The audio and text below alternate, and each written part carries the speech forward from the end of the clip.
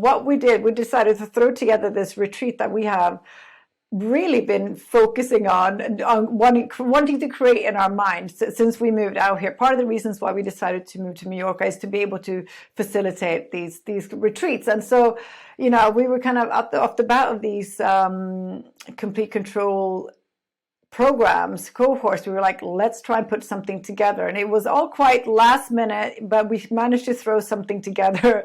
And it was a 5-day retreat here in Mallorca. And there was, I think, 3 people from your cohort that came, 3 from the most recent one then, and well, it was 8 people in total, I think.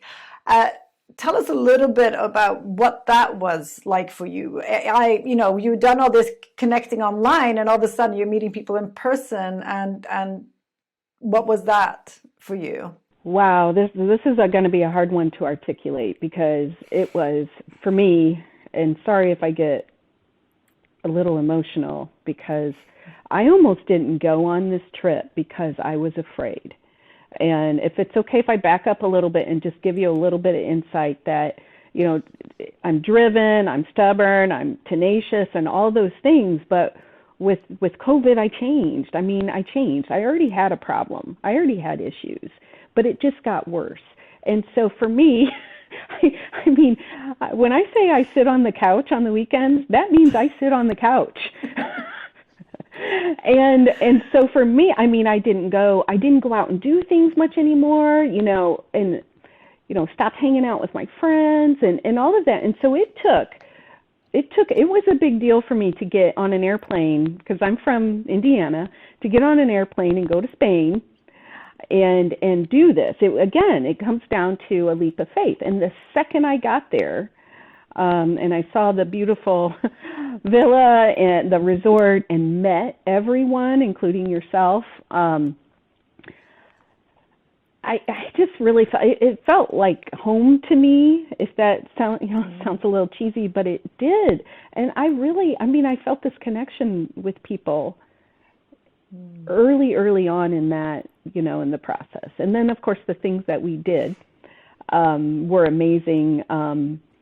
Group exercises and excursions and things that we got to do made it even more special. Lovely. Yeah, it was truly, remarkable to kind of see this group of people from all walks of life, different corners of the world, just come together and just mold, and everyone just sat next to each other right away. And the curiosity was incredible with each other. It's just who they are. I don't think anyone knew really what the other person does professionally, because no one cared. There was just this beautiful connection of human beings wanting to have an amazing experience and do, look after their health and wellness. Yes. And it wasn't all about that. We didn't talk about all of those things. The focus was on ourselves, our wellness, again, the group connection. It invaluable for me, life-changing. There you were. You're like, you were scared. You almost didn't come. There was a little bit of prodding and poking, like, you can do this, And so your first leap. So I feel like there is this kind of repetition of leaps of faith that you do for yourself, right? Which is huge. This is what, being brave enough to kind of do these things for yourself. But deciding to actually go on this trip was a big deal for you, right? And then you got there, and that was the last challenge, right?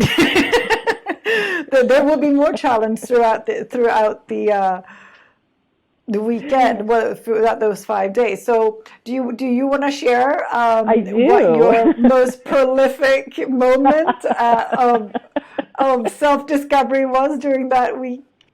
Well, there was a few, but there's one that stands out in my mind, which you probably know I'm going to bring up. But I didn't know how much you wanted to share and how much was going to be a surprise, for those on the retreat. I did enjoy the surprise factor of not knowing exactly, and you let us know up front, not knowing exactly, that the itinerary was a little bit vague's not the right word, but non-existent.